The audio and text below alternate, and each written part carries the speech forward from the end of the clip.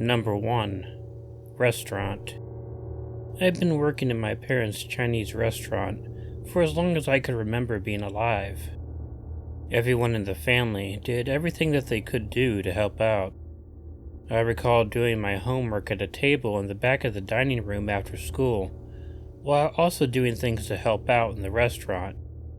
I never had a problem doing it, and I actually enjoyed it. It was nice to take breaks from schoolwork to do things to help the customers out. I began doing some delivery work when I was old enough to ride a moped too. We were in the city, so it was easy enough to get around that way. It was easy to make quick deliveries to a pretty wide area of customers. As I got older, the slow times were my favorite times to be at work, as I had much more homework that I had to get done. My family lived in an apartment that was right above the restaurant, so in slow times, it varied how many people were down in the restaurant working. If we were really slow, I sometimes had the dining room to myself, and it was nice and quiet enough for me to get some work done. You might think that we got a lot of delivery business on snowy days, but we really didn't if it was a Friday. The Saturday was our big delivery night, and one Friday when I was 14, when I arrived at the restaurant, it began snowing. We had a television on, and it looked like we were getting a pretty bad snow coming. The upcoming storm, of course, completely killed our dining room and our delivery business for the night. But we had been expecting that. I let my family know that I would keep an eye on the store as they came and went from the store to the apartment. The further and the further that the snow piled up, though, the less likely it seemed that we were going to get any sort of customers.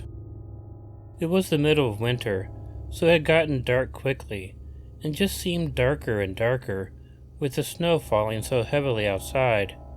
I began to really get lost in my work, and became somewhat oblivious as to what was going on around me. I was a bit shocked then, when I suddenly heard someone enter the restaurant. I looked up and saw a single guy come into the dining room. He looked to be like he was in his mid-20s, perhaps. I was about to get up and walk over to the host station to get him a menu and offer him a table, but he walked past the host station.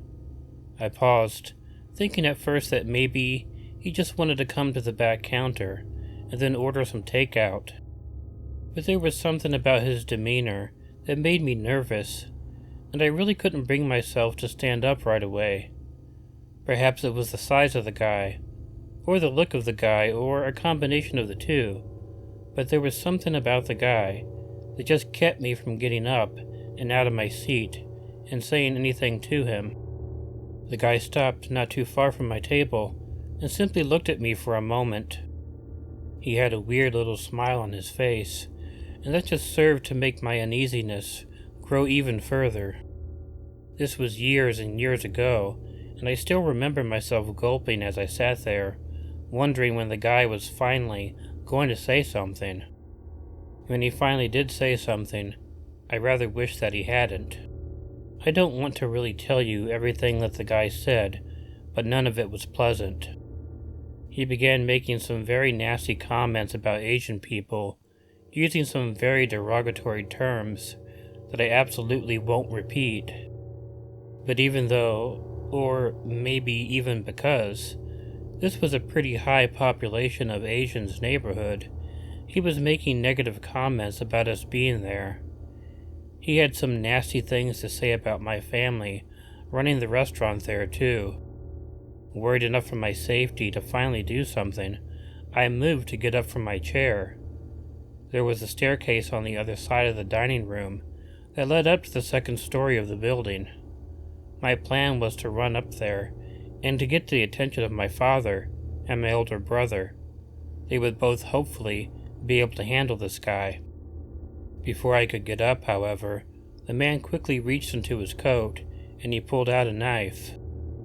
I immediately froze in mid-stand-up and then slowly sank back into my chair. I had never had anyone pull any sort of weapon on me before, and I didn't know what to do. I wanted to call out, hoping that my family upstairs would hear me, but I found that I couldn't do that either. I feared that this man was either going to attack me or kill me, but found that I could neither do anything nor get up the nerve to run away from him. The man continued to mock me, but not just because of my heritage this time. Now he had noticed my fear, and made sure that he was mocking me for that too. I couldn't understand why I was in this position. What did I do to deserve it, But I really thought it was possible I was going to be maimed or killed in the next few moments. That is when something happened that quite literally saved my life. The restaurant phone began ringing. I had told my family that I would stay down there and watch the phone and the door, and we always tried to answer the phone within the first 2 rings. I wasn't going to get up to answer it, and I figured the guy wouldn't let me anyway, but whoever was calling kept letting it ring, and that got the attention of my family upstairs. They knew that if I didn't answer the phone, something must have been wrong. Luckily, that was exactly what they thought. Both my dad and my older brother came down the stairs.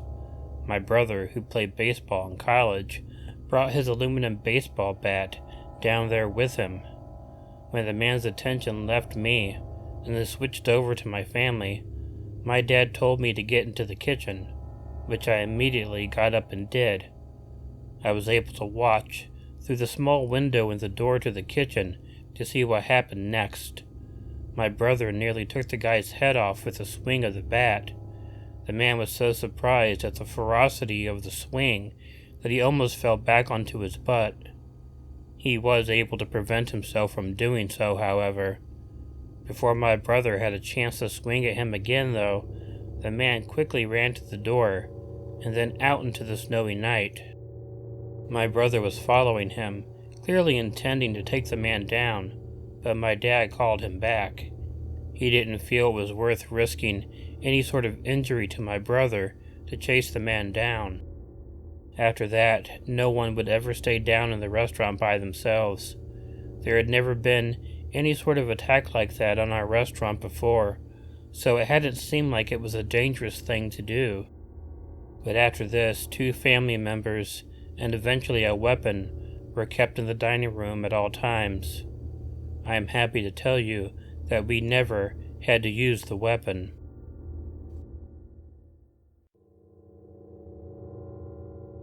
Number 2. The wind. I was an only child who had 2 working parents. I very often throughout my life would come home from school to an empty house. This was during the 80s, and I often had to fend for myself for a while after getting home. I was used to making my own dinner, my favorite being a can of Pac-Man pasta, and doing my homework while I waited for my parents to come home. When I was home by myself, I wasn't supposed to answer the door, and my parents had a code that they used if it was them calling on the phone. They would let the phone ring twice, they would hang up, and then call again. I also would enter the house from the back door, which led into the kitchen. This was to keep anyone from watching me, and possibly knowing that I was there by myself. I remember this day pretty clearly. First, it was very dark out throughout the day. Storm clouds had overcast the entire sky, and it was like this throughout the day. It was also very windy outside. But despite the fact that it seemed like it was about to storm at any moment, it never started raining during the day. I had an umbrella to use on my way home in case it did, but it didn't seem like I would be needing it. I was nervous walking home, thinking that it would start pouring on me at any moment, and I really hated being wet. I was 11 years old at the time, and not a very big kid either. The wind was so strong that it was pretty hard to walk against on my way home, but I managed. I am lucky that it didn't start raining because the wind was so bad. I felt that if I had to open up my umbrella, I would end up flying away like Mary Poppins, but much more violently. I was happy when I saw my house, and knew in a few moments that I would be inside of it. I slipped into the backyard through the side yard. I was about to walk up the steps to the kitchen door when I suddenly stopped. The kitchen door had 6 windows on it. There were 3 beside 3 more. The one on the bottom left side, which was close to the doorknob, had been broken. I wondered if it had been broken because something propelled by the strong wind had broken it, or if someone had broken into the house. I wasn't sure, and I didn't know if I should go inside the house and try to check it out or not. Cautiously, I walked up the 3 steps to the door. I reached out to try the doorknob, and to my surprise, it wasn't locked. There was no way that my parents would have not locked the door before they left for work. They were way too meticulous about that sort of thing. The only explanation in my mind was that someone had broken into the house and left the door unlocked. Terrified, I turned and ran back into the front yard. I went to our neighbor's house and pounded on the door. A senior couple lived there, and they were retired, so they were generally always home. I told them what I had seen, and they let me into the house. While they first called the police, and then I called my parents to let them know what had happened. The police arrived and entered our house. They found a man hiding in our basement, in our crawl space. I'm not sure why he chose to hide there, because I assumed he had broken into our house to rob it. I couldn't be more wrong. The man had escaped from the local jail. He was on trial for kidnapping and abusing the kids that he had kidnapped. When I had first walked up to the back door, I had considered that the window was just broken because the wind had blown something through it. I almost considered going into the house and looking around, but I'm glad that I knew my parents would never have left the door unlocked like that. Otherwise, who knows what might have happened to me that day.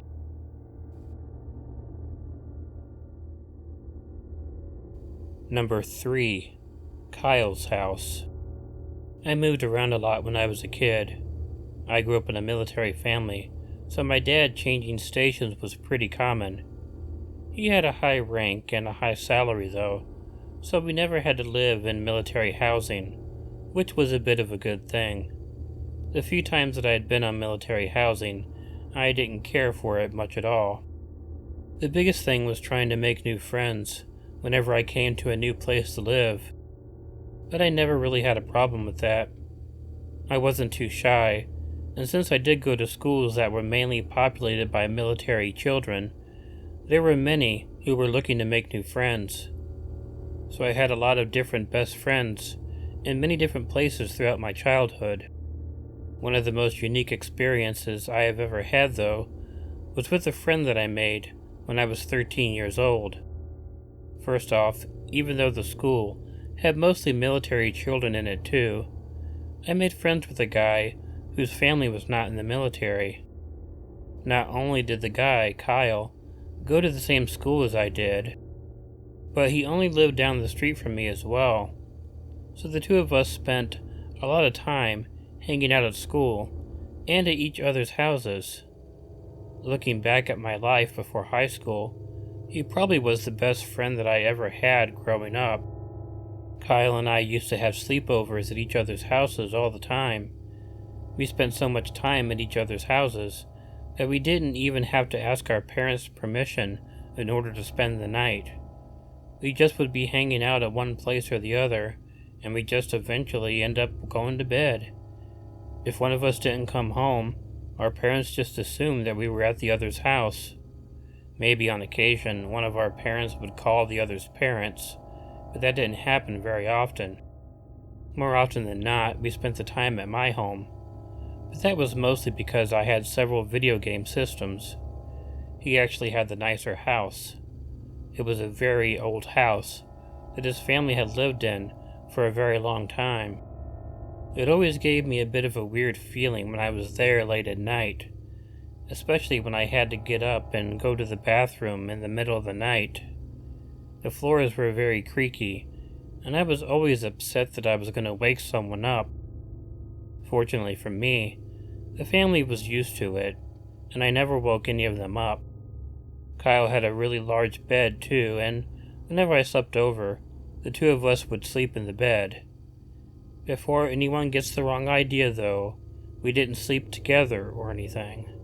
We didn't have a friendship quite like that, even though we were very close. I tell you this because it makes what happened on this one night all the more explainable. We had both been up pretty late, and by the time we went to bed, we both completely crashed. I barely even remember climbing into bed. I didn't notice what woke me up either. Normally, I only woke up on the rare occasion that I had to get up and go to the bathroom. However, I didn't feel like I had to do that. So it wasn't until I heard and felt it that I realized what must have woken me up. There was a knocking sound coming from below the bed, and it felt like the bed was being knocked on as well. It was startling and unpleasant. The first thing I did was look across the bed to Kyle. I thought that maybe he might have done something to have made the noise or shake the bed. However, like normal, he was fast and very deeply asleep. Plus, he was not the sort of guy to play pranks like that, so I never really thought it was him. There was another knocking sound, and I could once again feel the vibration from the bed. It felt like someone was hiding under the bed and knocking on the bed frame. I was immediately frightened, thinking that some intruder or someone had broken into the house and was hiding under the bed. I was too old to really believe that there was a monster or a ghost under the bed, but part of me tried to convince myself that it was still just my imagination. I continued to lay in bed hugging my pillow. I thought if I just laid there for a while, I would drift off to sleep and chalk the whole thing up to my imagination in the morning. Then I heard someone from under the bed whisper, "You won't wake up." I heard it clearly, so there was no doubt in my mind. Terrified, I cried out and jumped out of the bed. Finally, Kyle woke up and seemed a bit worried by me crying out. I explained that there was someone under the bed, and I ran and turned on the light. Kyle didn't seem so concerned, and I checked and didn't see anyone under the bed at all. There was no one in the room except for him and me. He told me not to worry about it and to shut the light off so we could go back to sleep. I did so, even though I was sure that getting to sleep, for me at least, would be a very difficult thing. In the morning, Kyle explained to me that weird things like that happen occasionally in the house. It was nothing that anyone in the family really ever got worked up about anymore. Still, I can't imagine anyone not being even more frightened without an explanation. Kyle and I still hung out at his house all the time, but that was the only time I ever experienced anything like that, and we stayed friends for a very long time.